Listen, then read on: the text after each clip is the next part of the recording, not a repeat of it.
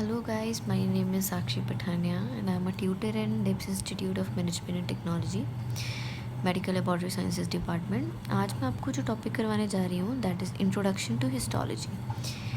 And what do we mean by histology is the study of microscopic structure of tissue. That means we are going to study our tissue under microscope. We are going to study the tissue, its structure. अगर वो infectious है तो वो कैसा appear होगा, अगर वो normal structure है तो वो कैसा अपीयर होगा, हम इसके बारे में इस सब्जेक्ट में पढ़ेंगे. And what do you mean bye histopathology? Histopathology is a branch of pathology which deals with the study of disease in a tissue section.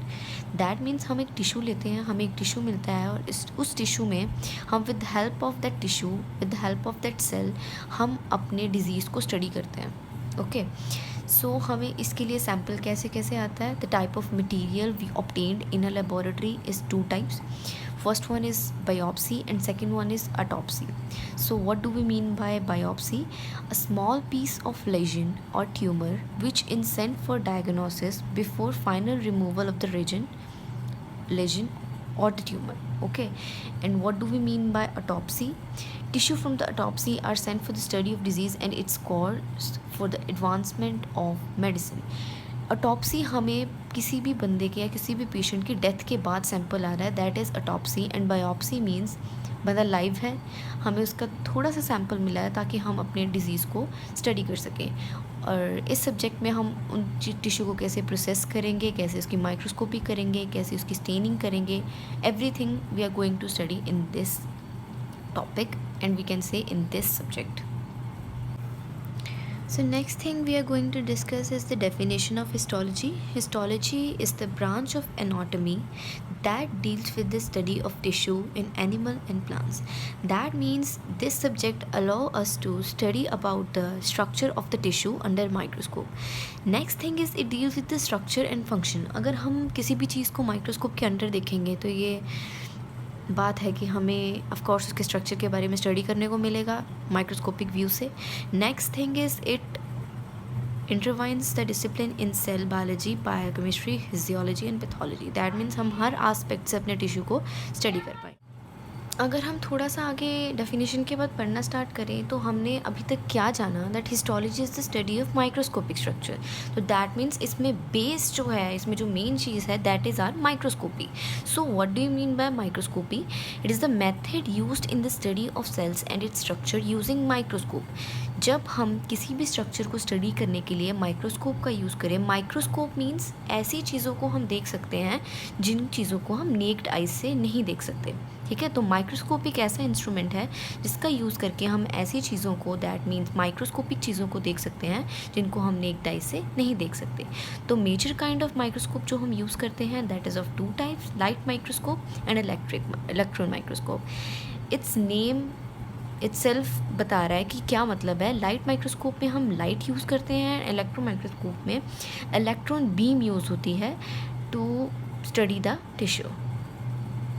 This is the light microscope जिसमें हम लाइट यूज़ करते हैं अपने tissues को visualise करने के लिए. इसका जो भी इसके अंदर के पार्ट्स हैं इसके बारे में बताया गया है. इट कंटेन्स लैम्प जिससे हमें लाइट मिलती है, कंडेंसर लेंस जिससे सारी लाइट कंडेंस होती है, specimen where we have to place our specimen, eyepiece जहाँ से हमें देखना है, और फाइनल इमेज दैट इज़ जो हमारी आई के अंदर बनती है. ठीक है, तो this is all about our light microscope. So next microscope is transmission electron microscope. In this we are using electrons to visualize our tissue, transmitted electrons.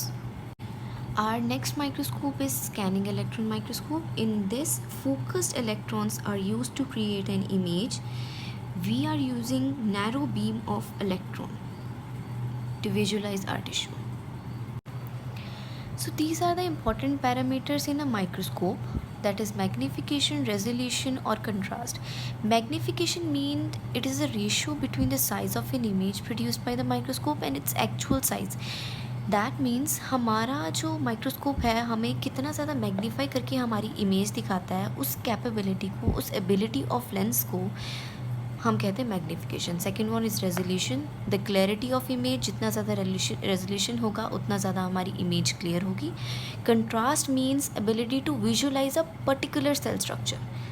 Contrast करके जब हम कोई कलर यूज़ करके अपना कोई टिश्यू को स्पेसिफिकली देख पाते हैं, that is contrast. After microscopy we are going to discuss about the tissue processing. This is the main processing of histopathology.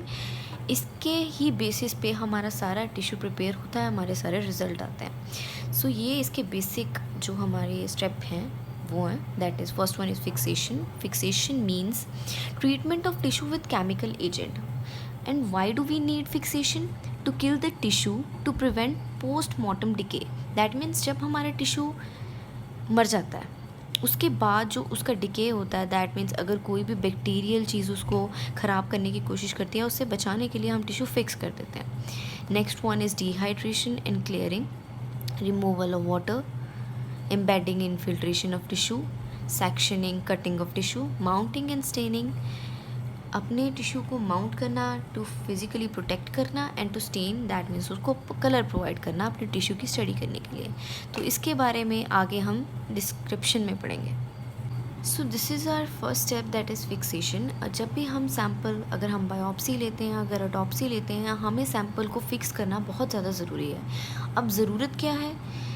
To kill the tissue to prevent postmortem decay. That means हमें जो after death अगर हम कहीं से receive करते हैं या हमने किसी की बॉडी से अपना टिश्यू निकाला है, तो उसके बाद जो डिके होता है, दैट इज़ प्यूट्रिफिकेशन। अगर बैक्टीरिया कोई भी उसको ख़राब करने की कोशिश करता है, तो उससे बचाने के लिए हमें उसको फिक्स करना बहुत ज़्यादा ज़रूरी होता है। And to preserve the biological material or close to its natural state. हमें उस टिश्यू का जो बायोलॉजिकल उसका स्टेटस होता है वो मेंटेन करके रखना होता है। बायोलॉजिकल स्टेटस दैट मीन वो नेचुरल स्टेट में कैसा था उसको वैसे मेंटेन करके रखना, हमारा टिश्यू ख़राब ना हो, इसके लिए हम उसको फिक्स करते हैं। दैट इज़ 10% फॉर्मेलिन में हम उसको फिक्स कर सकते हैं। दिस इज़ द मेन, या कह सकते हैं हमारा आम फिक्सेटिव है जो हम सैम्पल के लिए यूज़ कर सकते हैं। और ये मेन हमारा स्टेप है पूरी टिश्यू प्रोसेसिंग का। अगर फिक्सेशन नहीं हुई होगी हमारा टिश्यू वैसे ही ख़राब हो जाएगा। अगर टिश्यू ख़राब हो गया तो हमारे फॉल्स रिजल्ट्स आ सकते हैं। तो fixation is the main and important step of our tissue processing. Our next step is dehydration and clearing. अब हम पिछले स्टेप में फिक्सेशन कर चुके हैं, हमारा टिश्यू किसी भी पोस्टमार्टम डिके से बच चुका है। अब हमारा नेक्स्ट स्टेप होगा कि हम उस फिक्सेटिव फ्लूइड को अपने टिश्यू से रिमूव करें ताकि वो फर्दर हमारे रिजल्ट्स को ख़राब ना करे। तो वो हम कैसे करेंगे? हम अल्कोहल लेंगे, अल्कोहल के डिफरेंट ग्रेड्स लेंगे, that is 70%, 80%, 95% and absolute alcohol. हम डिफरेंट ग्रेड्स में से अपना टिश्यू प्रोसेस करेंगे 1 आवर के लिए in each grade, 70%, 80%, 95% and absolute alcohol. ये क्या करेगा? Removal of water from aqueous fixed tissue. अब हमने जो अपना टिश्यू फिक्स कर रखा था एक्वस फ्लूइड में, उससे पानी का रिमूवल ऑफ वाटर करने के लिए हम अपना डिहाइड्रेटिंग एजेंट यूज़ करेंगे। अब हमें हमारा नेक्स्ट स्टेप होगा क्लियरिंग हम करेंगे क्लियरिंग एजेंट से, जिसके लिए हम ज़ाइलिन यूज़ करते हैं।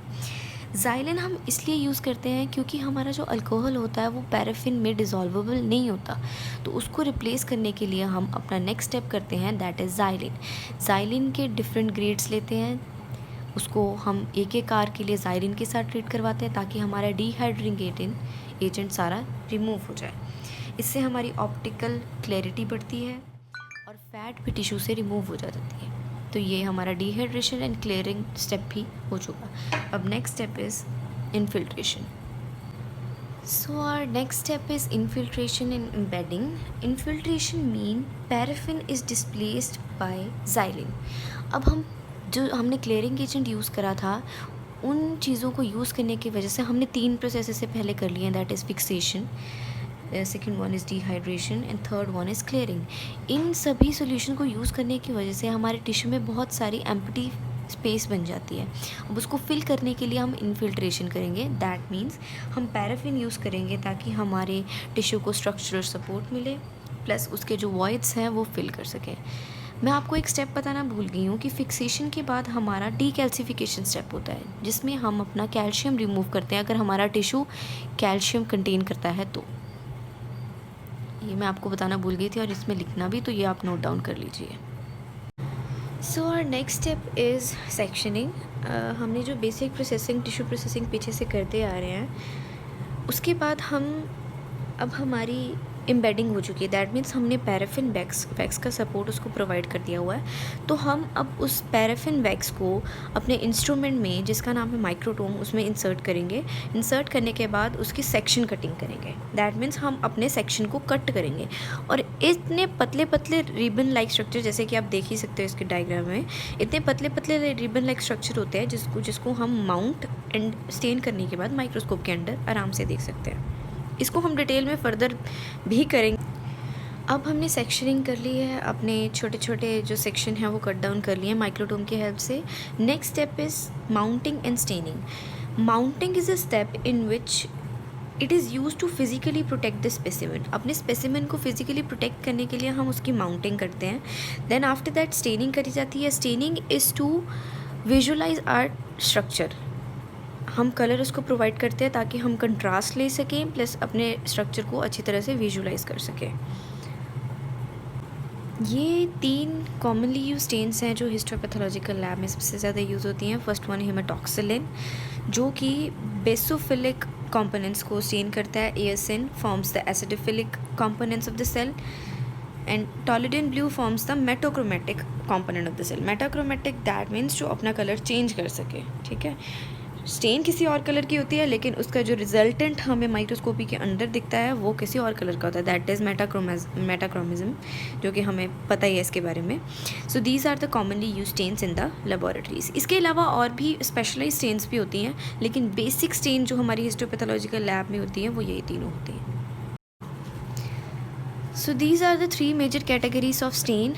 First one is that differentiate between acidic and basic cellular components. As we already know, the acid component of a cell is our nucleus part because it contains our DNA. That means our nucleic acid. And the basic cellular component of a tissue, or we can say of a cell, is cytoplasm. तो ये वाली जो stand होती हैं ये हमारे उन दोनों कंपोनेंट्स को डिफ्रेंशिएट करने में हेल्प करती हैं। Second one is specialised stain. Specialised stains हमारी वो स्टेन होती हैं जो हमारे स्पेसिफिक कंपोनेंट को स्टेन करने में हेल्प कर सकती है। जैसे स्पेसिफिक कंपोनेंट में हम फैट सेल्स कह सकते हैं, या कह सकते हैं प्रोटीनियस पार्ट जो हमारा होता है उसको स्टेन करने के लिए। And the third one is जब हम मेटेलिक सॉल्ट्स को यूज़ करते हैं अपने डिज़ायर्ड टिश्यू के ऊपर प्रेसिपिटेट करने के लिए। तो जब हमारी प्रेसिपिटेशन हो जाती है ये मेटेलिक सॉल्ट्स यूज़ करके, जो हमारा डिज़ायर्ड टिश्यू है उसको हम विजुलाइज करने में ये प्रेसिपिटेशन बहुत ज़्यादा हेल्प करती है, तो हम इसलिए मेटेलिक सॉल्ट्स भी यूज़ कर सकते हैं। So these are the 3 major categories of stains use in the histopathological lab to diagnose are infectious और disease tissue. After studying about the basic stains used in the histopathological lab, in histochemistry means we are using chemicals to study our tissue. तो इसके लिए हम periodic acid Schiff और Filgon reaction, Gomori, Takamasu, Mordant, counterstain, these are the different type of we can say these are the different type of reactions, different type of chemicals used in the histopathological lab to study the tissue, जिसके बारे में हम detail में आगे कुछ videos में पढ़ेंगे. Okay, so last but not the least, these are pictures which are showing the different results of microscopy. Mason trichome, special type of stain, then Orson elastic stain, Weigut's elastic stain, silver stain, iron hematoxylin stain, periodic acid Schiff stain, Red and Jimsa stain. So we have done the introduction part to the histopathology. Histopathology is basically the study of diseased tissue and histology is the study of microscopic tissue. अब हमें इसके में अगर हमारे पास कोई भी tissue आता है उसको कैसे प्रोसेस करना है, उसको कैसे डायग्नोस करना है, या हमें किसी स्पेसिफिक डिज़ीज़ के बारे में स्टडी करनी है, ये सब चीज़ें हम हिस्टोपैथोलॉजी में करते हैं. And it is a very interesting subject. As we are going to receive a sample, as we are going to receive a whole tissue, or we can say we can receive a organ to diagnose the disease. Histopathology का basic हम एक बार overview के बारे में पढ़ेंगे कि इसका basic procedure क्या है. इस basic procedure is starting from fixation. Fixation is done, हम फिक्स करते हैं अपने टिश्यू को ताकि वो ख़राब ना हो सके. Then decalcification. डीकैल्सिफिकेशन मतलब हम कैल्शियम या मिनरल्स को रिमूव करते हैं so that it can preserve the essential microscopic elements. Next one is dehydration, removal of water from aqueous fixed tissue.